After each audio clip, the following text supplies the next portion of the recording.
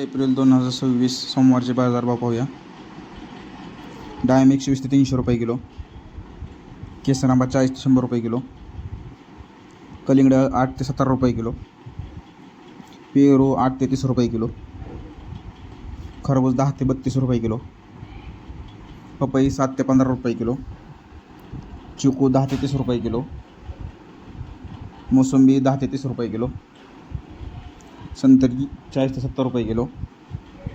लिंबू 60 ते 130 रुपये किलो, अंजीर 20 ते 130 रुपये किलो, द्राक्ष 20 ते 80 रुपये किलो, नारळ 15 ते 30 रुपये प्रति नारळ, ड्रॅगन फ्रूट 60 ते 200 रुपये किलो, अननस 20 ते 40 रुपये किलो, सफरचंद 30 ते 160 रुपये किलो,